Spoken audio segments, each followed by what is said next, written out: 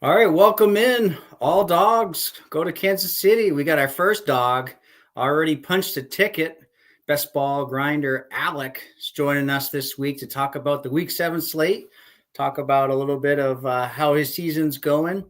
And of course, I'm Mathology, and we got Neil Orfield joining us for another exciting show. So thanks, chat, for hanging out with us. And if you're watching on playback, please like and subscribe. And post some comments of who you think the Week 7 stack is that punches Dawg Bowl ticket this week. Be much appreciated.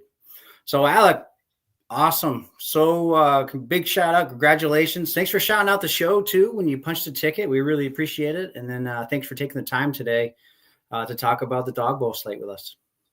Absolutely, man. No, I listen to this on the ride home typically afterwards. I'm not in the live chat, so I'm happy to switch around a little work from home day and talk to you guys today. Yeah, we Very cool. appreciate it. Yeah, I really appreciate you coming on. Neil, how was Week 6 for you?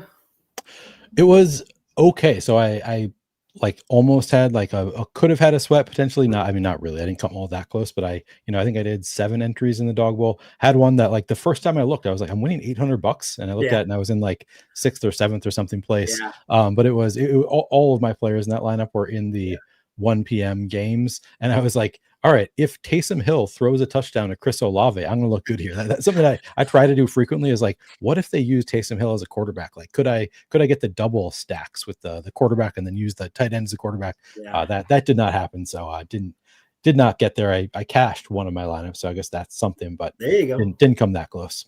Yeah, baby said, I saw you up there and I saw you with some PMR. I go, ooh, and then I saw it was a swap. I go, shit. Yeah. Oh, I made the mistake of I had early in the week, I had set Kamani Vidal pretty high in my ranks, like as one of my ranked players, and then didn't go back and like change my rankings for swaps. And I had a bunch of swaps. So I ended up with way too much Kamani. Sorry, not Hassan Haskins. Would have loved it if it was Kamani Vidal. Probably would have. Maybe would have punched a ticket if it was Kamani Vidal, but obviously more people would have had him. So who knows? But yeah, that swap did not work so well for me.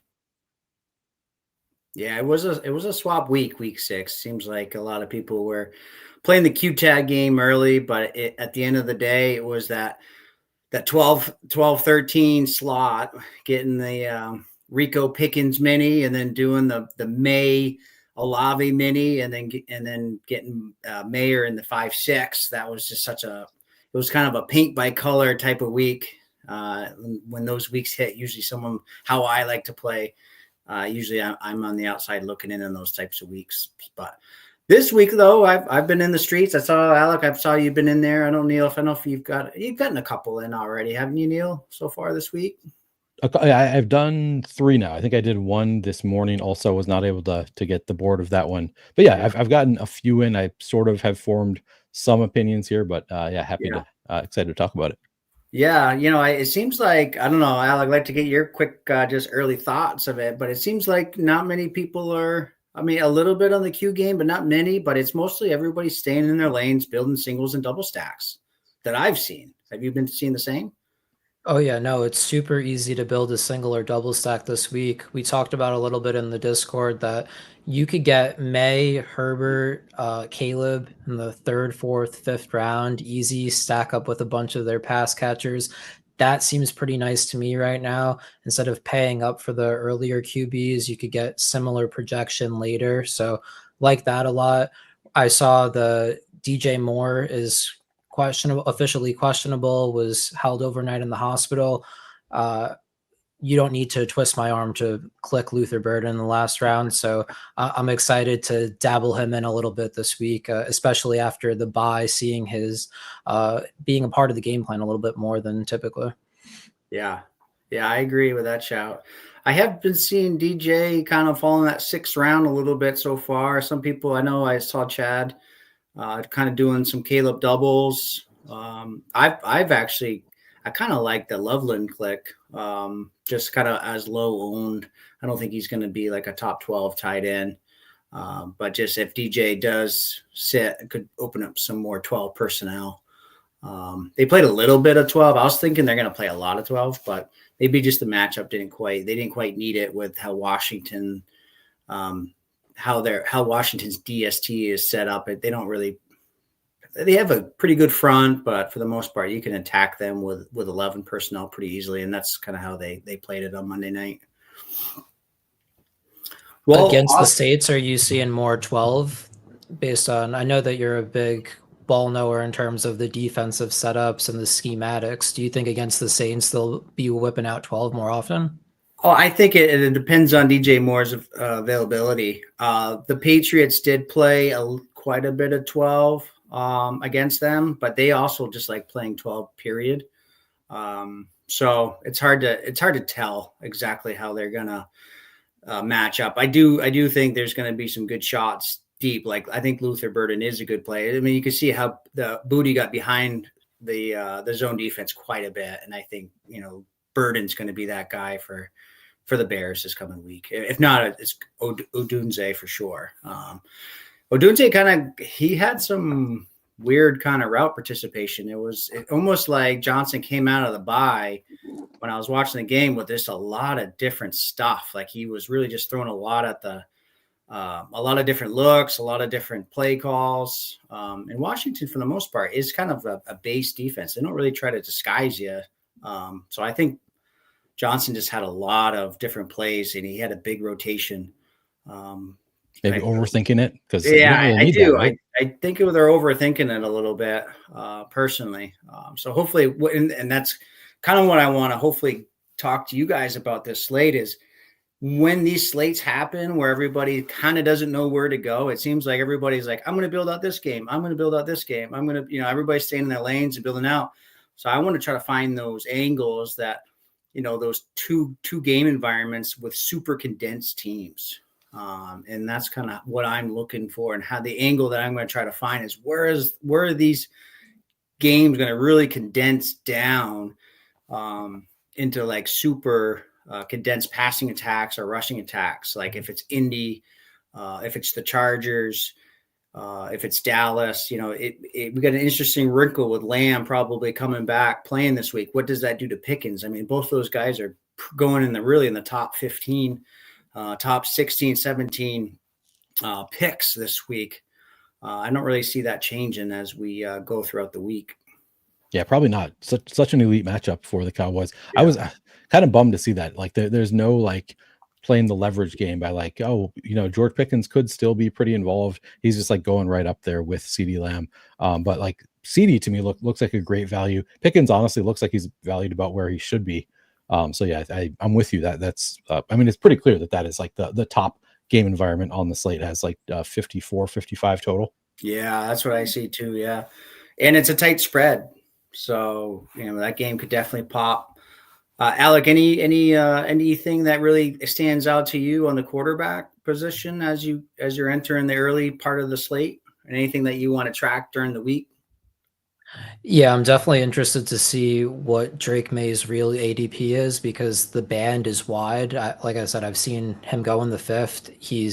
I saw Chad get him in the 3rd. So like go get your guy season for sure. I mean, that could be his real ADP is just right in that 3rd round, but he's been playing out of his mind. Another pretty nice matchup here. I'm really just attacking a lot of these higher game totals. Like we were talking about with the Chargers and Indy. That's just going to be a fun game. A lot of fantasy relevant players there that I'm going to try to attack different angles of. So definitely gone a little lower than that too, as well, of going into the Bo Nix, Jackson Dart territory. Just the dual threat QBs for really cheap could be another way to attack the slate. Yeah, I concur with that. Yeah, it's interesting. Most games are kind of in that 45. We do have that 39, which is that Giants Denver game. Denver, really tough schedule. They had to go to London, fly all the way back for a home game. That's a long, long flight. The Giants got a pretty good front after a big emotional win on Thursday. So they got a lot of time to prepare. So that could be a sneaky kind of Giants play well in Denver. And then maybe Bo Nix on kind of a little bit of comeback mode could get interesting. We might see that hit the over. And then, the Indy Chargers game where we got Herbert and Indiana Jones going pretty much every draft. and the same thing with Washington, Dallas, and then the Philly, Minnesota. Those are like the 3 games that everybody's trying to build out, or at least get like one player in those 3 different game environments that I see is the Philly, Minnesota, the Washington, Dallas, the Indy, and Chargers.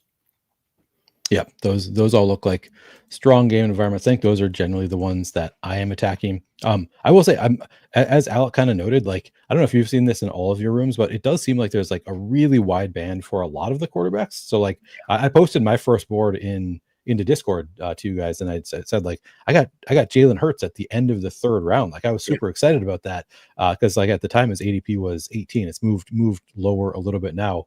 And then I did my 2nd draft, and he went, I think, even later. To Chad got him in the next draft again. I think right at the like 3-4 turn.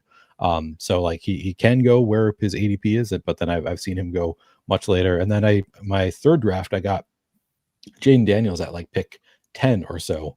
And I've seen him also go at pick 2. So like he's kind of all over the 1st round. So it will be interesting to see where these ADPs settle. I think as it stands, I'm like, I think Dak looks like a great value, as we've talked about a little bit. I love the Caleb Williams call out. Justin Fields is an interesting one to me also, depending on where he goes. Like at pick 20, it's a little bit tough to take Justin Fields ahead of all these other quarterbacks behind him. But like as far as the stacking goes, if you want to stack him, if Garrett Wilson's out, I think you kind of have potentially a like supercharged stack with Mason Taylor, just like stacking Mason Taylor as the number 1 passing game option, because Justin Fields doesn't often go beyond his first look. And I think that could be Mason Taylor, who we'll get to tight ends later, but kind of makes me interested in that stack a little bit. Yeah, good shout there. I really like the Taylor call. I don't think we're going to see Wilson this week. So interesting game. It's got a 43 point total right now. So we'll see how that goes. We still got the Chuba Q tag. Are we going to see Rico? But what's going on with the ADP at quarterback is just the way that it opened late. So the 12-man on the playbook, there was just a lot of weird stuff going on. So when they opened up the Dawg Bowl, all the quarterbacks were like in the first 2 rounds, according to like ADP. So it's taken a while, but you're going to start seeing these quarterbacks really get pushed back into that 3rd, 4th round. Okay.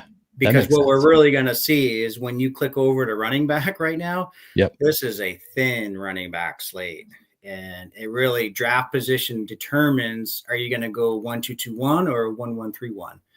And one thing that we saw in week 6 is we saw the comeback of 1-1-3-1 on these slower, lower scoring slates with not a lot of running back plays. So I'm doing a little bit more 1-1-3-1.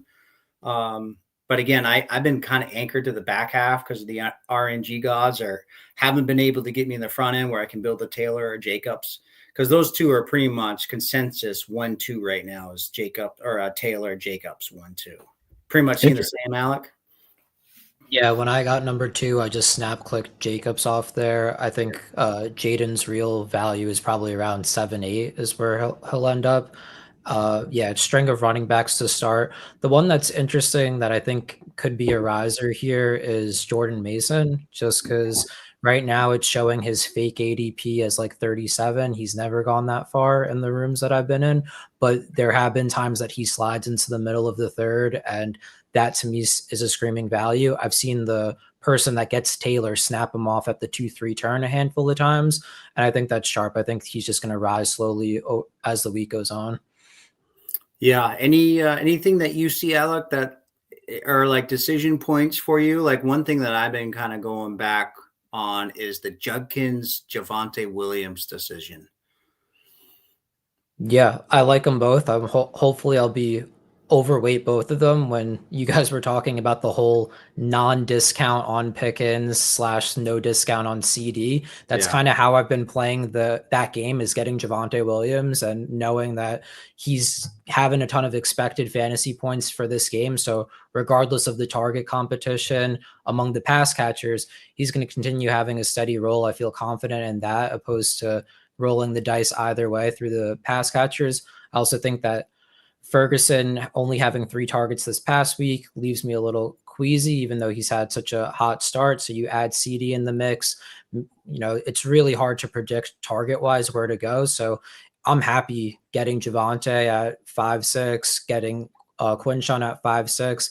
I just finished up a draft getting Quinshon, and then in that last round tacking on Judy. Judy got 13 targets this past week. It seems like they're really going. I think maybe there's a chance that the loser of this game fires their coach, just how it is with both being 1-5. So I definitely think Judy locked for 8-ish targets is how I feel about it. I'm sprinkling him in for sure. Yeah, it's a good shot. It's a pace up spot. Cleveland actually is playing really fast. They're getting a lot of plays in, surprisingly. And the Dolphins also play pretty quick. So to me, it's kind of that game environment could kind of pop a little bit as both teams are pretty desperate and can open up the, as Hilo likes to say, the oh shit kind of plays. We gotta start forcing it, and the game could get a little wonky. So I like that shout. I'm glad to hear that both of you like Josh Jacobs as the second pick, because I got the second pick in my third draft, or one of them, and I was not really sure what I wanted to do between Devin Achane and Josh Jacobs. To me, it's like Jonathan Taylor, the very clear number one, and then there's like a big drop off. So I was kind of just really hoping for that drop. But I did end up going with Jacobs. So it sounds like we are on the same page there. But yeah, I think it's a little bit tougher. Like I think I almost prefer the back half of the board. I don't know. I like either the 101 or the back half of the board, maybe, because I feel like it's a pretty flat tier to me. And yeah. I guess I've looked at one set of projections that actually it's a bigger difference than I thought it was going to be with some of these running backs at the top from the rest. But I feel pretty good about like drafting a Javonte Williams or a Quinshon Judkins. So like I don't mind getting a double dip of those back half running backs. I will say one thing. So Jordan Mason, I like that shout. I also like what immediately stood out to me was J.K. Dobbins at going in the third round against this Giants defense. Like it's a pretty nice spot for J.K. Dobbins. I had not considered the coming back from London angle. Maybe that is something that I need to be worried about, that maybe they're going to be just kind of beaten down and it's not going to be as fast as I'm hoping for. Yeah, they split a lot of work. They didn't really have a whole lot of plays. It was a really weird game. The utilization score for both running backs were extremely low. So it's a pretty good matchup against the Giants. Definitely leans. I got it as a pace up spot because both teams are in the top 15 in plays so far this season. And teams have been a little bit more successful on the ground, or each opponent has been attacking the Giants and the Denver more on the ground versus the passing game, other than that crazy Dallas game against the Giants. So it could lean to a nice J.K. Dobbins. I see him pretty much anchored in the third round throughout the week. I see if anything he's going to move up, he's not going to move down. You kind of agree with that, Alec? Yeah, I think, like Pat just said, those three running backs, including Swift, because especially after his game yesterday, this is just the hindsight bias, recency bias that takes place among drafters. We'll see a little bit of a rise in Swift as well. I think Dobbins is an interesting click. I haven't gotten there yet, but I'll definitely be sprinkling. I was looking at Harvey's logs before coming on as well. I'm wondering if they were to get out early in this game, Denver, but you're already making me reconsider this with the whole London narrative math. But if they were to get out early, I do think getting Harvey involved in the passing game is a nice experimental type of thing that Sean Payton would be trying out here. He's going to go probably 20% drafted in that last round. If I'm desperate, maybe I go there. But no, I think the Dobbins shout is a good solid pick in that third round range where the board gets wiped. Yeah, he doesn't project as well as I thought he would. I've looked at two projection sources now. He is kind of going where he should be based on projection, which I thought he was going to project more for 16 fantasy points, something like that, and he's significantly lower. So I think I like it from I I still think the team really likes him. And like so in the Denver Cincinnati game, we had a conversation about that for DFS that I don't think that RJ Harvey is taking from J.K. Dobbins. I just think that if they get more carries, those go to RJ Harvey instead of J.K. Dobbins. Like I think that it's like they're gonna get like J.K. Dobbins is gonna get his, but then he's not gonna get more. Like he's probably not gonna get 22 touches in a game. Like if they expand the running back pie, that probably goes to RJ Harvey. But in these nice matchups, I think like, all right, he's probably gonna get at least like 16 touches for J.K. Dobbins, and it should be efficient on those touches. So maybe not somebody I want to go overboard on, but I think he's a really strong click in the back half of the second, early half of the third round. Yeah, it's a good shout. His best game came against Cincinnati in a kind of more of a blowout. Yeah, it's Dobbins' backfield for sure. He definitely has a little bit of a role, but like you need a touchdown to even maybe sniff it. In that we're getting some pretty good wide receivers in the 6th round because it's just one crazy tier in the wide receiver pool this week. It's a couple guys up top, but then you have some really good clicks like Jordan Addison's fallen, 5-6 turn. I've been getting him in the 6th round. That probably won't last. I see him moving up a lot. Really, I think that game's going to start popping as more content comes out because it's easy to go to Washington, Dallas, and it's easy to go to the Indy Chargers game. But maybe the vibes are so bad in Philly that no one likes no one really wants to target that game, so they're thinking maybe Minnesota blows them out, and that is maybe Jordan Addison and Jefferson. So, and our board Mason that we already talked to, and that's one thing that I really like about this game is how condensed both teams are for the most part. We know who the targets are going to, and we know that we got alphas on both sides. So if they come to play, this game could kind of pop off and be the game of the week. In my opinion. Yeah, for sure. I think that's a good shout as well, just from the standpoint that with the ADP not being solidified, I think Jefferson is the first wide receiver we'll end up seeing off the board. And I think that's right. Like if you're sitting there at 9-10 and you're able to get one of these guys, whether it's Ja'Cory Krosky, Merritt, Genty with Jefferson, like I think that's a really solid start right there. And a way that I'll definitely be playing it this week. Yeah, it's kind of like what Pat Moore is kind of talking about in the chat a little bit. It's what's that 2v2 or that 1v1 of the Dobbins Mason versus what you could get at wide receiver later. It in those 1-1-3-1s versus those 1-2-2-1s. And that's one thing that I'm really thinking about this week is which way I want to be a little bit more overweight on, as I'm going to probably be drafting about anywhere from 25 to 50 of these bad boys. All depends on how I feel and how the slate's going. Like I think I mentioned it earlier, but last week, 60% of the top 10 was 1-2-2-1 and 1-1-3-1 was 40%. 1-1-3-1 was the overall. Was it the overall winner? It might have been the overall winner. For my week, it was. For your week, yes. It's got in the top 3 of the last like 3 or 4 weeks. So historically low scoring slates was this one's tracking to be again.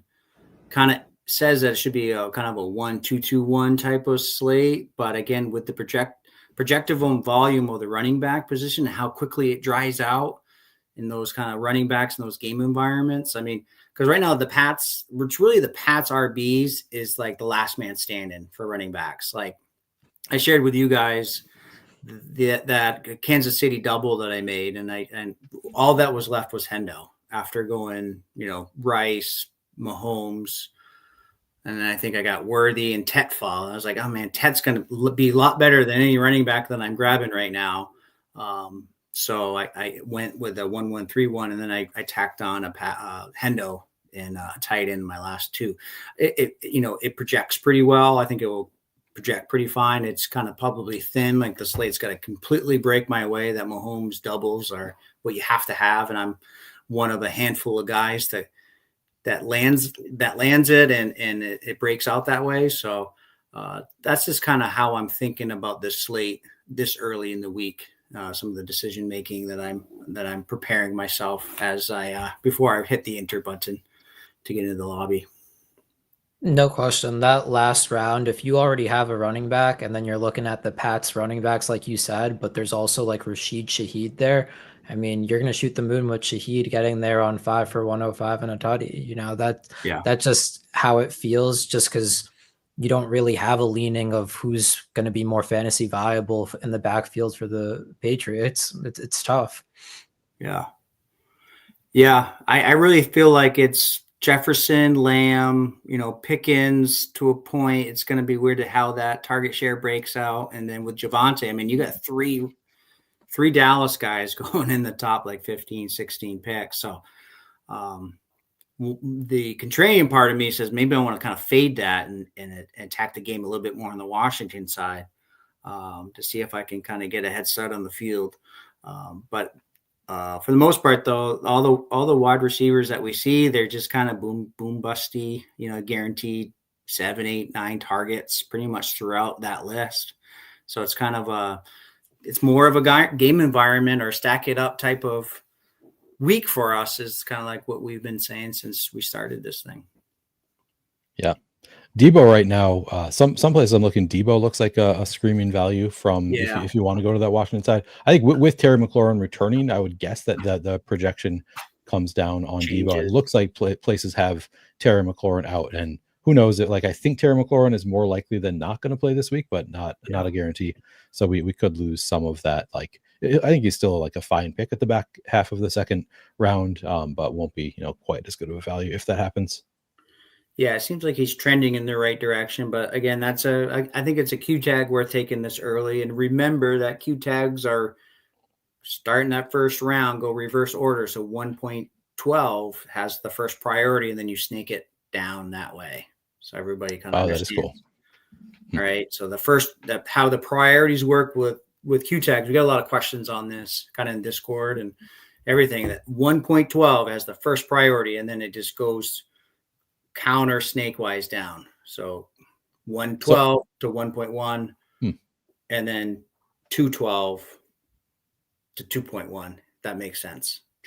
Interesting. So wait, so it's not snaking, it's going like it's a snake, but it's reversed, and it starts at 1.112 or 1.12 down to 1.1. Oh, I see. And then I see. Yeah, I see what you're saying.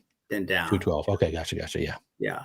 So just be smart about that, because you could get burnt a little bit. The wide receiver Q tags with Lamb, with McLaurin, with QJ. There's quite a bit of wide receiver Q tags that could burn us. It sounds like I don't know about QJ. That one's been kind of quiet about it. It's a hammy, so be interesting. Go Easy Card says, so CD at 1.12, not 2.01. That's really interesting. I did not know that those are the rules, but these are good things to know. Like, that does make an impact of like, because if CD Lamb is out, then you want to get the first replacement as opposed to the 24th. But assuming everybody's out. But for your priority. Yep. Yeah. That's a great shout out. Yeah. Yes. Yeah. Things to think about. But yeah, I mean, wide receiver, it's kind of who you want to stack up with and who you think is going to get some targets and in a good game environment and touchdowns. Touchdowns are king in this in the Dawg Bowl. You need the touchdowns, man. You really do. So, yeah. I'm super cautious with hammies, so I've been taking Ladd and Keenan when I can. I think they're both only going to go up if QJ's out, and just like Go Easy Cards is saying, it's a great game to attack all angles on. Yeah. I did a Jones double earlier today just because everybody was staying in their lanes pretty nicely. So I like that shout. With Tyler Warren and who, Pittman or Downs or who? Yeah, it was Pittman and Downs because I forget who I had earlier. I think I took Trey McBride earlier in that one. I think McBride is when we get to tight ends, I think he kind of stands out as him and Warren kind of could separate a little bit, but it's a little deep. So there's a lot of good angles, and I think everybody's is kind of struggling with the same decision points building right now. But yeah, kind of just to wrap up the wide receivers. I think Sutton's in a good spot this week. I kind of wrote him down. I kind of like a Sutton Scadaboo mini or like a Sutton Wandale mini, just if that game kind of does pop. I'm not going to touch any Tennessee Titan. I kind of just cross them off. Doing a little bit of Drake May with Booty. I do like Kansas City. I think they're going to really try to, but the Raiders always play Kansas City tough historically. So, but again, it's a conference game, home game. Hopefully, they get really Rice up and running quickly. So we could maybe see a Rice smash. But yeah, I kind of every path goes back to that Minnesota Philly game for me because there's just a lot of fun angles to play. And I do like how condensed Miami is, and also Cleveland's very condensed too. So those are kind of some of the notes that I've made so far. Nice. Yeah, I think Tet seems like a great value to me. Do you agree with that? It sounded like you drafted him. 4th round. We're getting 4th round Tet right now. Yeah. And it's, Sauce hasn't been like a lockdown corner. And if Wilson doesn't play, Carolina's been really good against the run, and they've been acceptable against the pass. And it's another team coming from London back on a kind of a short week, playing on a 1:00 game. A lot of question marks with Fields right now. I do think Fields will play better. Historically, these guys, after they have stinkers, they don't do it twice in a row. He's not going to have what did he have? 46 passing yards. Okay, that's not going to happen again. Yeah. So I think Alec called out the Saints receivers, Rashid Shaheed, Chris Olave, like pretty strong late round picks. I've been doing both of them. In the 3 drafts that I've done, I've taken I think 1 share of each of the Saints receivers. Also DJ Moore, like we're getting him. We get that Q tag late. What do you think of him as you get him in the final round? How do you like that click? Yeah, go ahead, Alec. Yeah, there's no opportunity cost, right? So Yeah. why not tag him on? If you have priority, no one takes Luther Burden, you swap to Burden, I think is a logical play. And there's also just other guys that you could easily swap to. Golden pretty much goes in every draft, but Romeo Doubs doesn't necessarily go in every draft. And Doubs it was either 8 or 9 targets last week, still prominent role in the offense. I've been sprinkling him in. It doesn't feel amazing, but when you have that type of target volume in the last round, I'm willing to roll the dice on it. Yeah. Yeah. Teams are leaning in to try to pass early against Arizona and then run late. So you could kind of see a nice little Golden love. Dobbs. Dobbs. Thank you. Yeah. Kraft. And then Jacobs is there kind of cleaning up the second half. Do you guys have a favorite 6th round quarterback? I know we're on receivers, but it's stack potential. Like, if it's a one-off, I don't mind Dart, got that rushing floor. See if you can kind of keep that magic going. But for the most part, it's stack potential. I did a 2 a double. I always do. It's my calling card. Make sure I got a 2 a double out there. And he's probably going to be like 30-40% drafted. So he's a low owned shout in a very condensed offense. Granted that total is not sexy at 40.5 right now. So it's not a game that I want to just be hammering, but it could pop. Yeah. Do you want to move on to tight ends or anything else? Yeah. It's a pretty huge tier, and you can plug and play, and it's a good call with Shaheed and any other kind of dart throw, can get home on 2 or 3 targets. I think that could be a fun way to play this slate because you want to get a little bit of ownership discount. Historically, the top 3 guys go a little bit off the board. So if you're just taking the same kind of wide receivers that everybody else taking, your path to the top 3 is super hard. So I'm trying to get a little bit off the board when I can at wide receiver. Yeah. I like the Jerry Jeudy shout out. I think that was a good one against Miami. That I think Alex said earlier. Yep. Should we move on to tight ends? Sure. What's your favorite tight end play of the slate, Alec?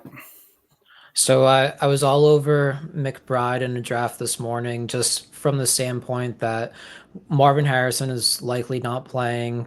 News is never baked in on this platform. Middle second round, 2-3 turn Trey McBride is great, but like you guys have stated, it's deep at tight end. So there are a ton of viable options. Zach Ertz and that 55.5 game total looks pretty nice to me. I'm definitely going to go there a tad. Harold Fannin as well. If I'm going to go to Jeudy, I should be going to Fannin as well, who had a ton of targets this past week. So I'm trying not to get too granular, but make sure that I get to the team environments that I like. Attack Miami's passing game. So getting a Fannin share here, Jeudy share there. I think it all makes a lot of sense. Yep. Great shout. Great shout. Yeah. I definitely like Trey in that second round. I do think he's going to move up. So if you're drafting early, I think he should try to push it and get him paired with the top running backs, because I think that could be a powerful build if he is the separator. Same thing with Warren.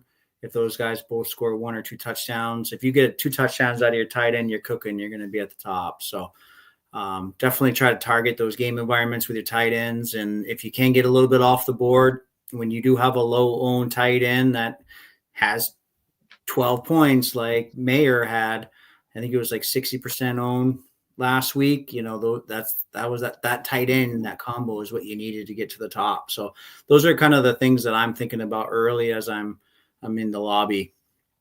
I wonder, what do you guys think about Ferguson with Lamb back? Is he still like a good click in the third round, or do you think his target share kind of goes down quite a bit with Lamb in town?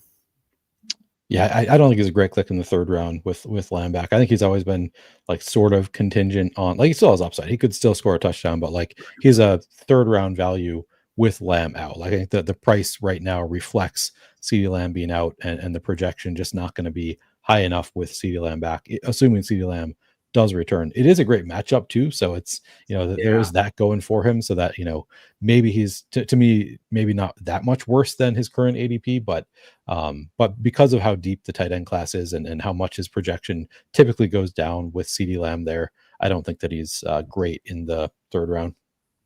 Yeah, I agree. Same thing, Kelsey, same thing. We got Rice in town now. You think we should be pushing him down a little bit, because he's going, what, Alec, probably 4th, 5th round we're seeing right now? Yes, I haven't been there at all with him, but yeah, you're getting a little bit of the discount because of Rasheed being back. I mean, Rasheed's gone as early, I think, as pick 11 or 10 in some of these drafts, so it makes sense on that regard. I think what Neil's saying about Ferguson is like really interesting. Like, I'm not going to be fully fading him, but I'm going to have a soft fade for sure. And I don't mind anyone that's going to, like you were, potentially thinking of doing, math of fading one of these Cowboys receivers. I think it makes sense because someone's ADP is definitely wrong. Right. It can't be that 3 guys going in the top 13. That would have to imply that they are going for a 36 point showing or something like that this week, which the game total suggests that that's in the range of outcomes, but it seems still very thin. Yeah, I concur. Good shout there.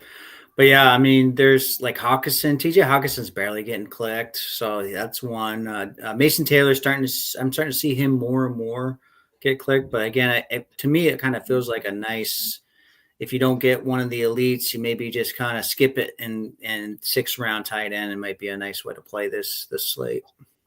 100% how I see it. I scrolled all the way down to Theo in one draft to pair with Dart. I feel like, sure, we saw the 2 weeks ago, the 2 touchdowns, but if we just think about the Michael Mayer-esque performance of last week, like in an even smaller scale type of deal, that could certainly happen with a 35-40% owned Theo Johnson in this contest. I didn't mean to get us away from the tight end talk, but I went to check how many were in, and I was the last person into the draft. So so we are in a draft. We got the 8th spot. Awesome. These take a little while to fill, so always good to make sure you get in a little early. But I just want to echo what you're saying. Like, I think that this is just a great, like, really deep tight end. Like, I think Mason Taylor is kind of a smash right now with Garrett Wilson presumably out. Like, they targeted Garrett Wilson so much. They've been talking about getting the ball to Mason Taylor. I think he's going to be a focal point of that offense.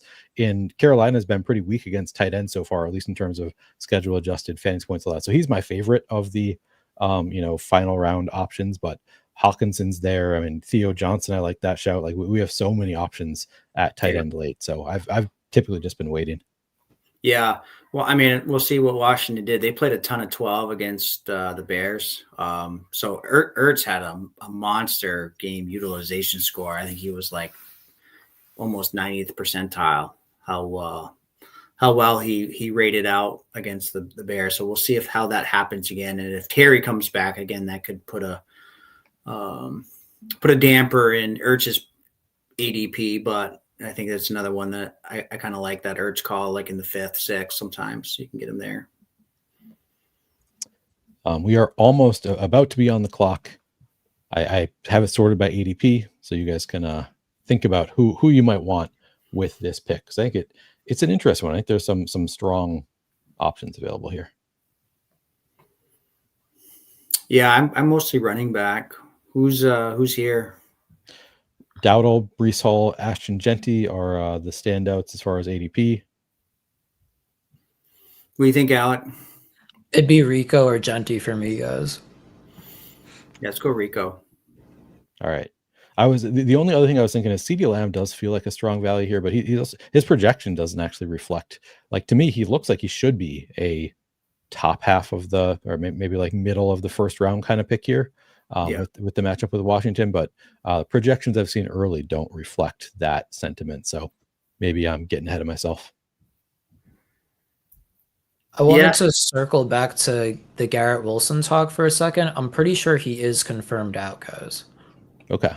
I think the report I read was multiple weeks. So the Mason Taylor in the last round sounds very nice. Very nice. I think he's starting to get anchored there as well. Gadsden also a nice call. Yeah. Quick question, because I'm sorry to keep beating this drum on this Minnesota Philly game, but I want to solve this puzzle.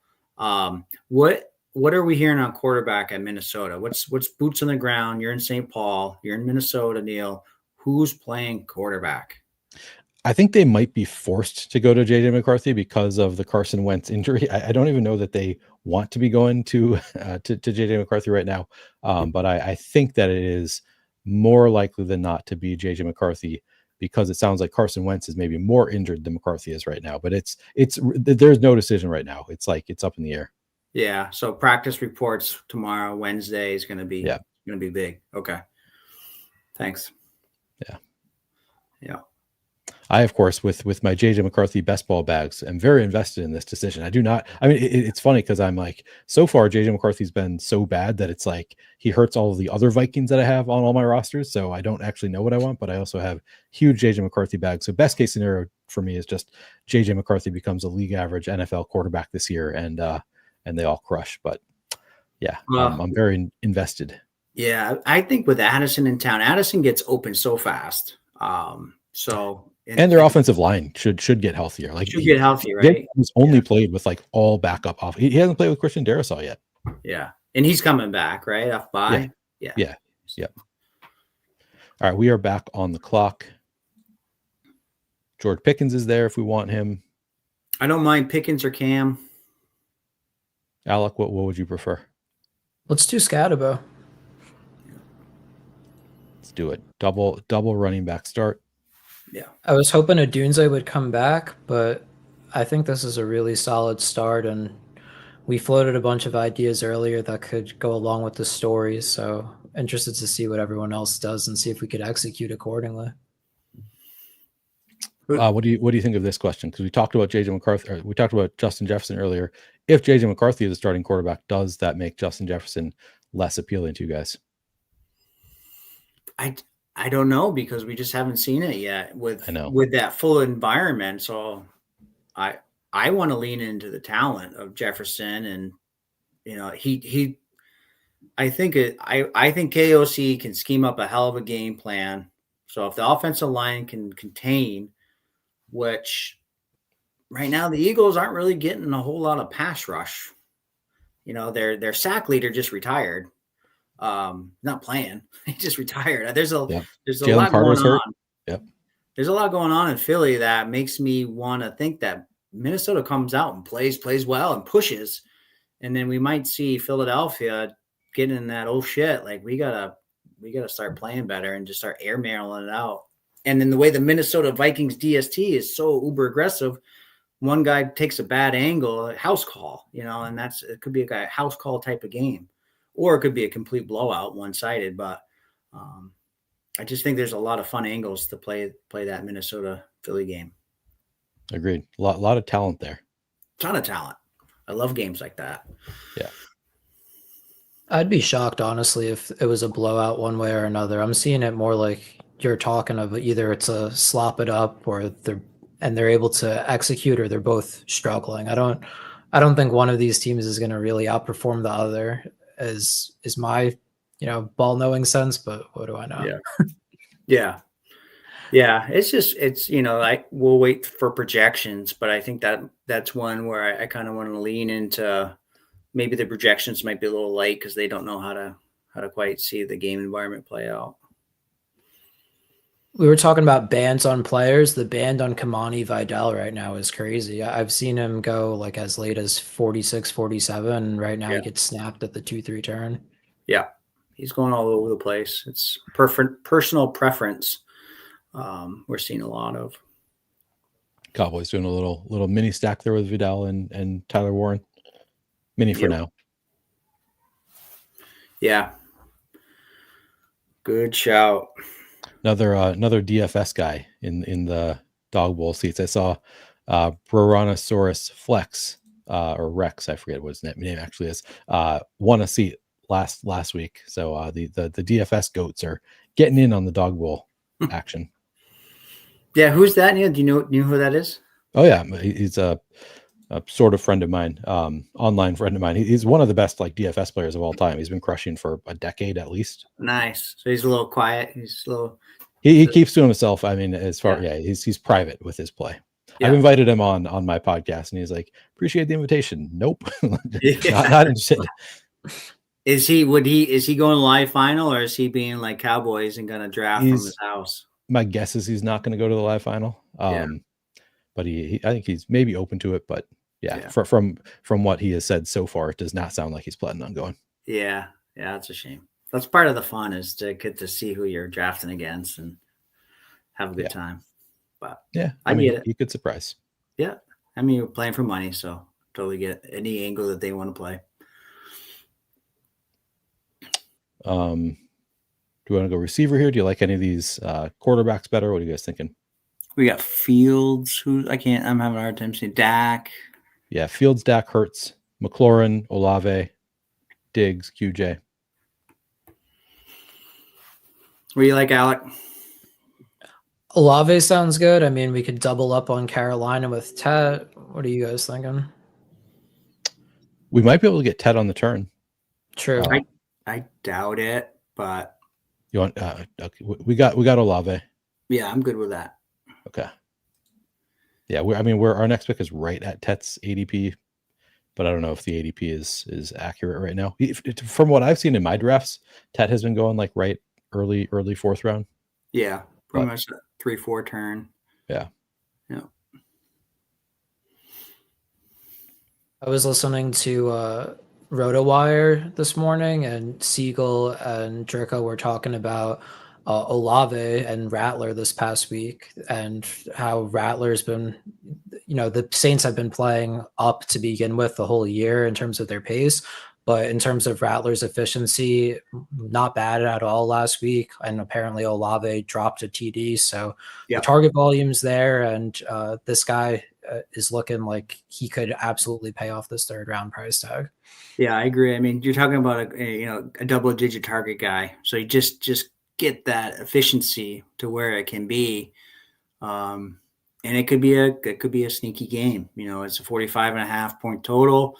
It's in Chicago. I haven't looked at the weather yet, but it's definitely, I like that Olave shout. He's definitely a priority target for me in the third round for sure.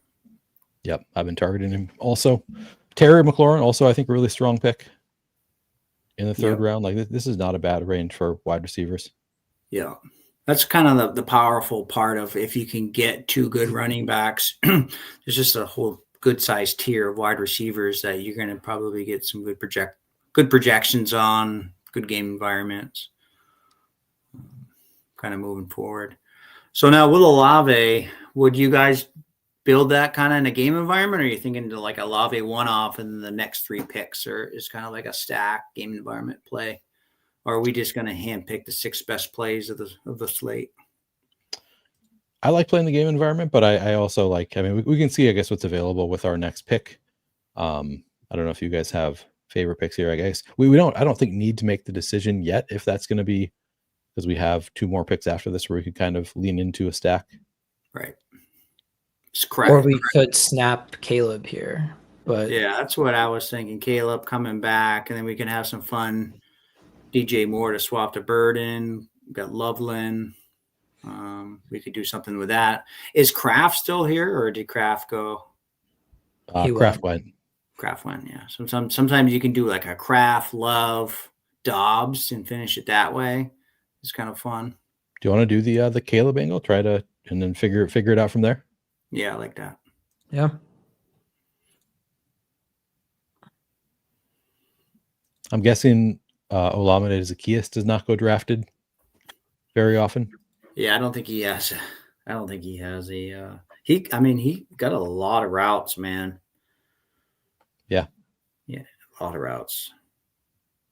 He's been selected. He has an ADP. 67% route participation last week for Olamide Zacchaeus. That was his season high. Yeah. Colston Loveland at 39%, Luther Burden at just 36% for Luther Burden, but that was still a season high. And then if we get Romo Dunze out, like any of them can benefit. Yeah. Oh, DJ Moore, you mean? Yeah. DJ Moore. Yeah. Yeah, I rewatched the game back Monday. I kind of like what I saw with Loveland. I just wish they would just kind of condense down a little bit more and not have so many crazy packages. But might be a little too early. But it's definitely I want to play Loveland before it happens, because it's going to happen at these weeks. I'm feeling the same way with last week. I was doing a Trevor double stack with Travis Hunter, because how great would that be to be there before it happens? Yeah, exactly. I was on BTJ. He was my most draft. I had like over 30% of BTJ. When that touchdown got called back, I was like, oh, because I was cooking early. I had a lot of good lines, and that one hurt when that one got called back. Yeah, that's brutal. He would have been like 30. He would have been close to 30. So that Pickens number, he would have been kind of right there with Pickens, and would have changed the slate a little bit. Yeah. Seems like you've had a few of those where you're like, Ja'Cory Krosky-Merritt, I guess you late swapped to Ja'Cory Krosky-Merritt as like the only person on him, and it went really well, but like he fumbled it. If that had just been like he, made it work on that drive, he would have punched a ticket that week instead. Yeah, it would have been close. I've had all I can say is I'm shooting well. I just haven't been able to land it. Yeah. But we'll see. A few more weeks. Yeah. I guess we're halfway through. We get 12 weeks. 12 weeks. Yeah, we're halfway. All right. We'll find out if all dogs actually do go to Kansas City. I want to have some fun with Alec in Kansas City. I know. What do you want to do? What are you going to do there? Are you going to be conservative, or are you going to take advantage of the open bar? We'll see, man. I need to be dialed in with my sleep for this. I take sleep super seriously, and alcohol really screws up my sleep. So we'll see if I could be disciplined for this venture. If I punch a ticket, I know who I'm going to be hanging out with. You're all tired, man. Yeah. Are you bringing family, or are you bringing friends? Yes. No, my wife is coming. We're pumped. How many people didn't go last year, since you mentioned that earlier? I think just like one or two. Cowboys Okay. didn't go, and there might have been one other that was that drafted, but for the most part, majority went. Yeah. Awesome. Yeah, So I it's fun. figured. Yeah, yeah, it's a great event. 2 day. It's like a 2 day event. Really, Oh, the first. is it just 2 days, man? Well, you fly in kind of the night before. They do content the night before. Pete will have a stream. Badge Boy will do something. Underdog will have like interviews and stuff. So there's like a media when you first land in, you get to the house or the kind of some of the Underdog family places. You hang out there. You can stay as long as you want. Drink all their beer, like I did with G and everybody. Nice. And then the next day, it's kind of like you got most of the day. Sometimes more content's done that next day, and then the draft. They kind of have a big open bar. There's food, everything, and then we're drafting. Find your draft spot and go and make sure you're in the room for the right time. So it happens kind of quick. Yeah, so you got to really pay attention. We are just about on the clock again. You do know your draft spots ahead of time, which is kind of nice. You guys, wait. Okay, good. I'm not muted. You guys know what you want here? Do we have? Do we want to go DJ Moore? Do we want to? So Math, everyone behind us except one has a tight end. Do we want to take a Goddard first, or do you want to do more Loveland? Let's get our tight end. Goddard, or you want to attack that Philly environment with Goddard? Yeah, let's do it. Okay.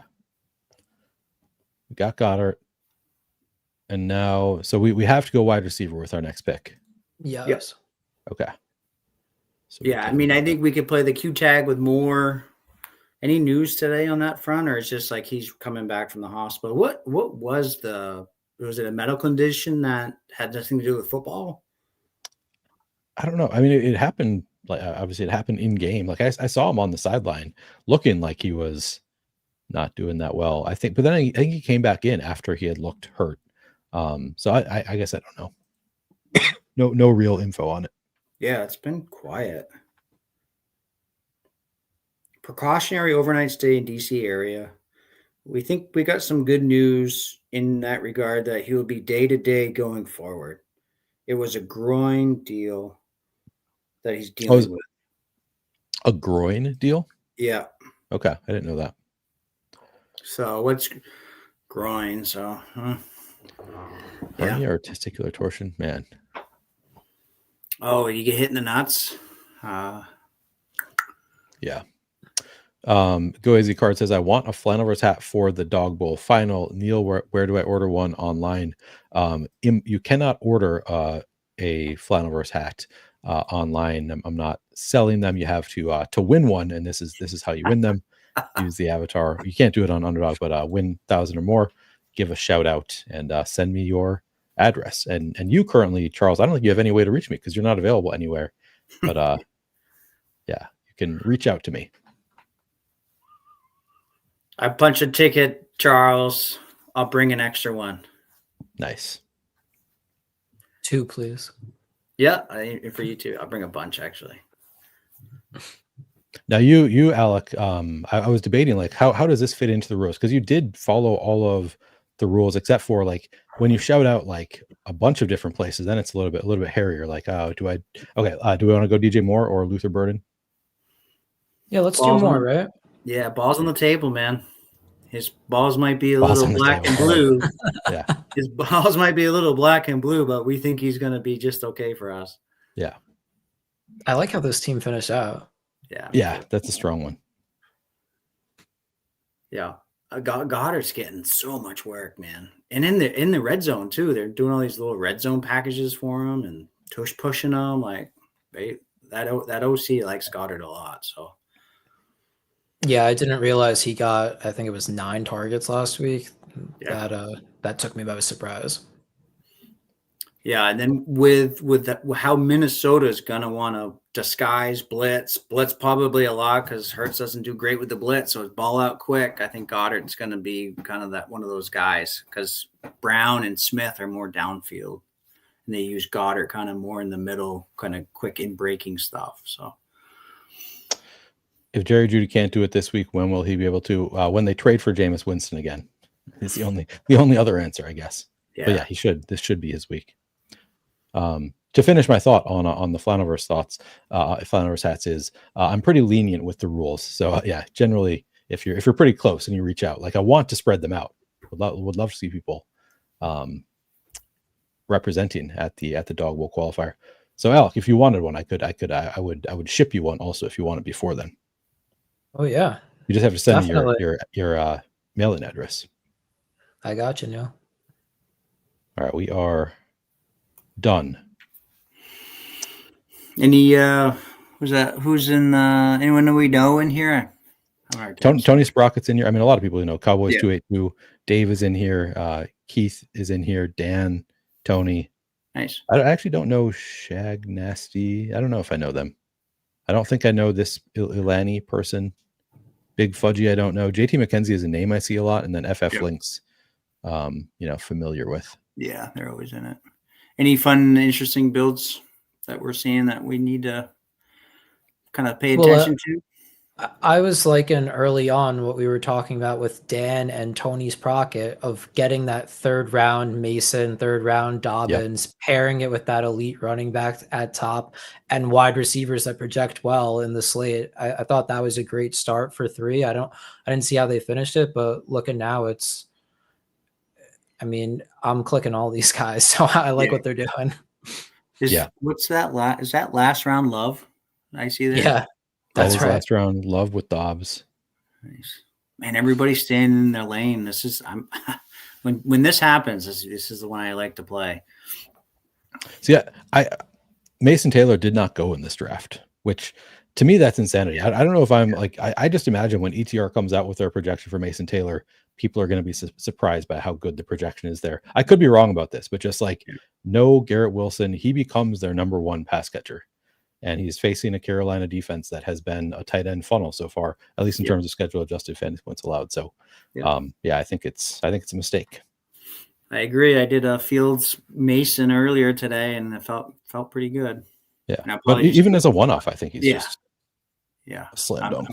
I'm agreeing with you. Bowers could be a swap to Mason. I mean, I don't mind sprinkling in that last round.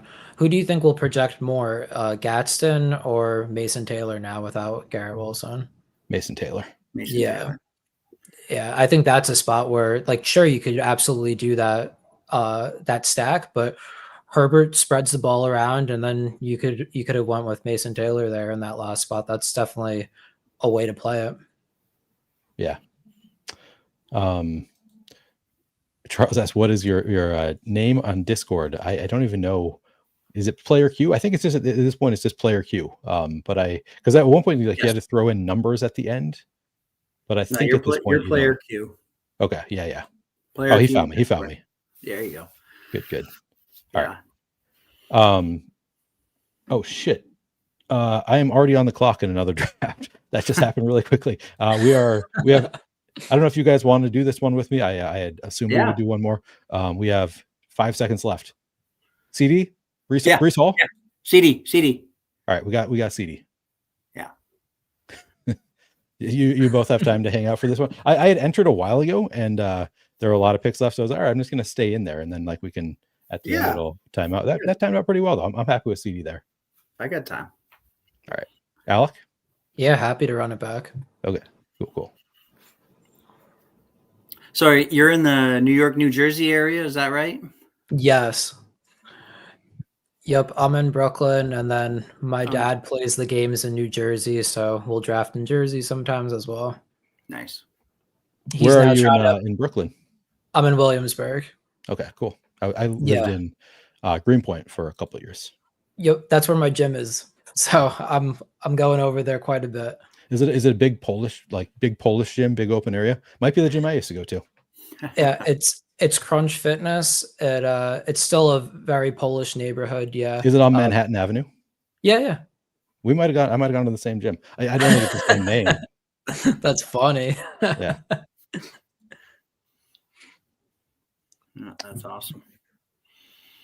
So yeah, you said you and your wife are gonna head down Kansas City. Oh yeah, it's gonna be freezing, but we're ready. We're gonna buckle up. Yeah, get some good food, have some fun clicking some buttons. Is this a JCM slam for the correlation? Yes. Or yeah, we don't really see him back very often. Hopefully he doesn't fumble. Yep.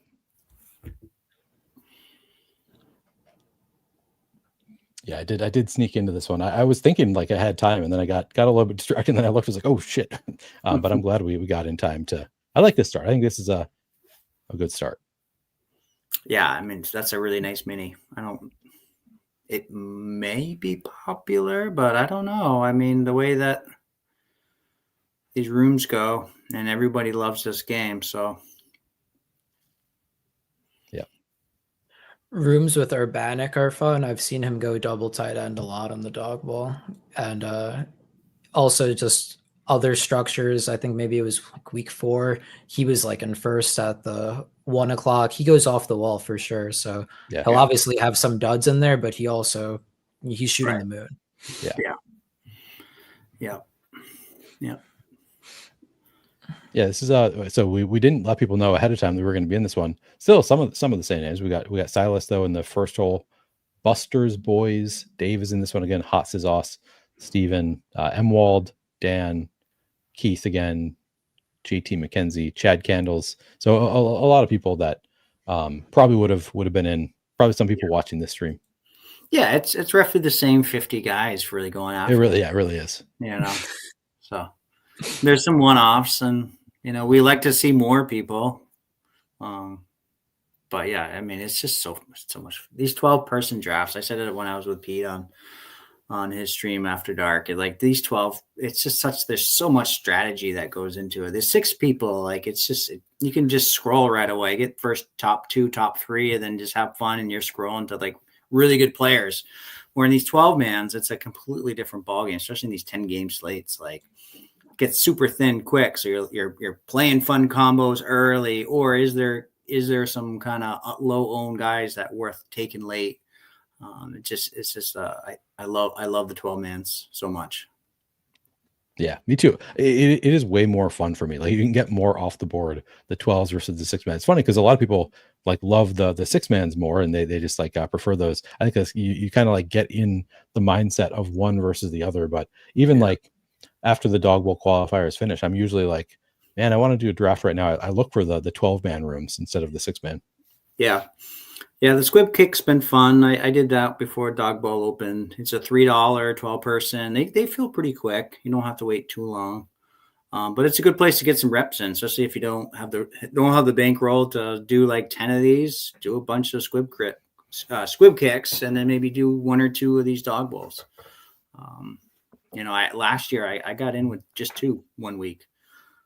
It can happen. It happens. People one guy autoed last year. Didn't even like entered one. Didn't know what he entered. Autoed it and punched a ticket. Like that's such a crazy story. Crazy shit happens. Like wake up and be like, oh, I've got a ticket to where was it? Austin last year or Dallas? Dallas. Yeah. Did you fire last year, Alec? We're on the I clock, did a little bit. You guys want to do Jack here? Yeah. It makes so much sense. Yeah, I fired a little bit, like 5 to 8 a week, something like that.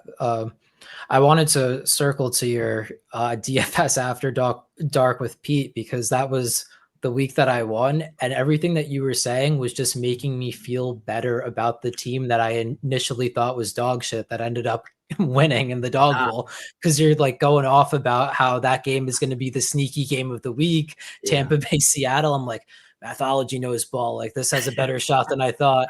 And then of course that AJ Barner shout out went nuclear. That was crazy, dude. That was a crazy shout. I had some good pick'ems that help the roll, but man, I didn't build your team. I was on the Baker side, not the Darnold side. I was like, fuck.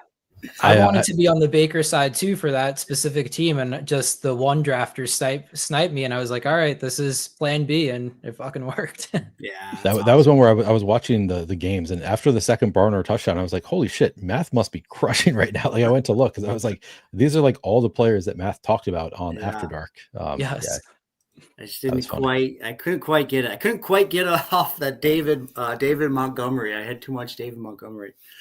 Speaking of math, I don't know if you've watched this week's episode of After Dark with Drew Dinkmeyer. Maybe it was last week. I don't know, but he gave you a shout out. Talking Yeah, about I all your heard that. ball knowledge angles. Yeah, I appreciate that. I sent him a nice little message. Nice. Ferguson Yeah, goes. I was pretty boozed up. I had to like listen back because I was drinking on the boat for really since like 3 p.m. Nice. I was like, oh boy, this is gonna be fun. All right, we've got quarterback, running back, receiver, all stacked up. Yeah, I like this start. Who do you like now? Who do you want to add on to it? We can also look at running backs if you want anybody here. Kamara, QJ. Who's that? Tet? He was taken. Oh, who's that right there? Allen, Keenan? Yeah, Keenan's Yeah, there. Keenan's there. Worthy's there. Let's do Worthy. Deal. Raiders been really bad giving up big splash plays downfield this year. So what does Worthy like to do, right? Get deep. He's fast. Get home on 5 targets. Yes, that's the real point with him. Limited touches, targets, and he still Right. gets there. That's Yeah. what's so appealing about this value. Yeah. Missed the goal. It's a goal line standard guy. Was that the $25 one that's not Dawg Bowl? I did Yeah. some of those earlier in the year. I didn't know it was gone. Yeah, they'll probably bring it back. They did last year when the Dawg Bowl stopped. They brought it back because we were drafting a lot of that Dawg Bowl week. It was the same like 36 guys just getting reps in. I wasn't like hiding anything. I was going after the Bears Niners game pretty hard, the Minnesota Atlanta game, and the Rams Bills game. In those Dawg Bowls, those are the kind of the 3 big games that I went after. Nice. Yeah, it's fun. Knowing that you had only 3 drafts, Math, and you had those solidified game environments that you wanted to target, did you ever think like it needs to be at most only 2 teams that get exposure to a specific player, or you were willing to get 3 teams with the same like elite game environment? Like, what was your thought of diversifying amongst those teams? Yeah, so they let you know, like, maybe a 2 hours going in your draft number. So there'd be like 1 through 12, and I can't recall if you actually know the draft spot. No, you don't know the draft spot until time up, but you know what draft like number you were going to get into. So you can kind of like, so I had a lot of like the back half of the overall draft lobbies. So I was able to like read the room quite a bit. Who's drafting what? Like there's a bunch of guys that went really heavy tight end early. And I saw not a lot of people were building out a lot of different game environments other than the kind of the ones that I was similar on. So I got a lot of good kind of practice just by watching the draft rooms before I went on the clock. My thought process going in is Barkley's the 101. Everyone knows it. So how are you going to build differently? If I don't get a 101, how am I going to beat a Barkley team? So I kind of had that going in. I was lucky enough to get a Barkley team, but that wasn't the one that cashed anyway. It ended up being a Tua double with Bijan and Hawkinson. I called it the Hawk Tua. Yeah. I started talking. It was the last draft of the night too, and everybody was pretty much either liquored up or not really paying attention anymore. And I went to Pete. He's like, "Think Hawk Tua can get home?" And he just kind of smiled and walked away. And then everyone's like, "He's gonna do it. Is he gonna do it?" And I ended up doing it. We're on the clock. Just want to call your attention to that. Devonta Smith, Michael Pittman, Wan'Dale Robinson, Jerry Jeudy. Anybody? Let's go Smith. Yeah, I guess that's your favorite game environment. Why don't we or one of them? Why don't we crush it? Yeah. Nice ADP value there too. Yeah. I think any of those wide receivers that you named, Pittman as well in this round, Judy, like they're all so nice. And yeah, we take Goddard in the last draft, just like when I was saying with the Fannin and Judy situation. No need to hyper target one player against a good situation.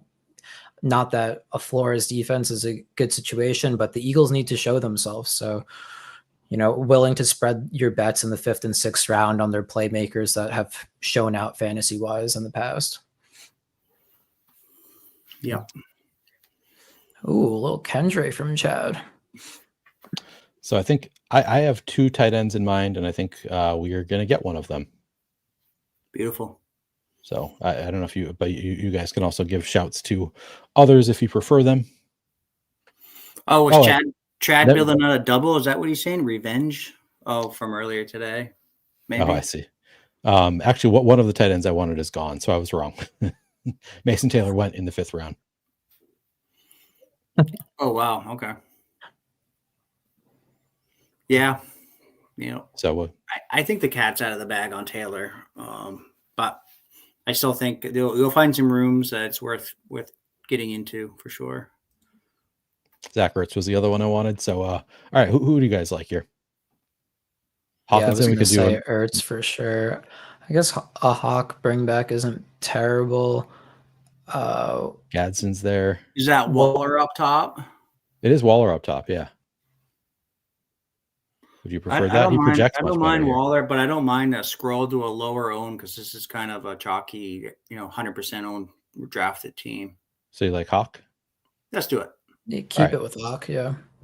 Yeah. All right. Yeah, it's a pretty well correlated team there. We've got Prescott with Ja'Cory Kresge-Merritt and CeeDee Lamb, and then we've got the mini of Hawk with Devonta Smith, Xavier Worthy one-off. I think it looks good.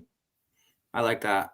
That's a fun team because of just the 2-game environments with, a spike week player on a team that's favored by 11.5 and a 45-point total tied to the best quarterback, or is arguably playing some of the best quarterback playing of the NFL right now. So it's a nice, fun team. Yep. Do it over and over and over again, and hopefully the fantasy gods reward us on Sunday afternoon comes 7:20 p.m. Eastern Standard Time. That's right. We can dream. That's the dream, man. Well, any shout outs, Alec? Any super hot takes you want to get off your chest while you got the people watching you, trying to steal all what you do to rub off that good luck on people? I will, like I said from the very beginning, I will be sprinkling in Luther Burden. The Zacchaeus route participation makes me even Zacchaeus curious based on this DJ Moore news. So I'm going to keep my ear to the ground about that. But besides that, no, I don't think I'm going to dare as much as this guy did with the Kamara Shaheed Rattler. But listen, a low and double stack is definitely a smart way of playing these games. So I like it. Nice. Yeah. Yeah. I mean, it's a great game environment. Like I've it is. I've thought about double stacking that game. So nice one. Yeah, I think that we're talking about all of Cleveland and how they're condensed. It's not necessary, but would I be surprised if Dylan Gabriel went for 18 and was only owned, 15% of the time? And then if you have the best plays elsewhere, that rises you to the top. Like, I don't think that's insane, but yeah. It's also just, like I said, not very necessary. This is a deep QB, deep tight end type of slate. Yeah, true. Yeah, and I think it's important when you're building out these teams to also look at ownership and the top 70 ADP, because you got to get off the board a little bit at one of your positions. You have to get to the top. Yep. Unless you get some screaming value, you got a unique combo. Combinatorial ownership, just get different in that way. Yeah, exactly. Yeah. Cool. Anything else, Math? You have anything to shout out? No, great show. Alec, really appreciate you giving us a shout out, paying attention to the stream ahead of time. Best of luck at the Dawg Bowl. Thanks a lot for joining us. hopefully we can continue to talk offline. And I love talking to people about the Dawg Bowl and the slates and stuff like that, because I think it just iron sharpens iron. So the more that like I can talk with guys like with Neil, like yourself, with everybody else that we've had on stream, it's just been so much fun, and I really enjoy it. So I really appreciate your time and your kindness to this awesome game that we play. Absolutely, man. This was awesome coming on and talking to you guys. And likewise, I definitely want to continue the conversation offline. Awesome. Yeah, very nice. Yeah, I appreciate you, Alex. Looking forward to continuing the conversations on Discord and on Twitter, etc. But yeah, appreciate it. It's fun as always. Thanks everybody for watching. Again, before we get out of here, please do like the video, subscribe to the channel. And if you want to check out the Underdog Masterclass, which I know Alec has taken advantage of, Math has also, you can use promo code MATH to get 10% off on the Underdog Masterclass. There's also a link in the description of this video if you want to check that out. All right. Thanks, guys. We will see you next week.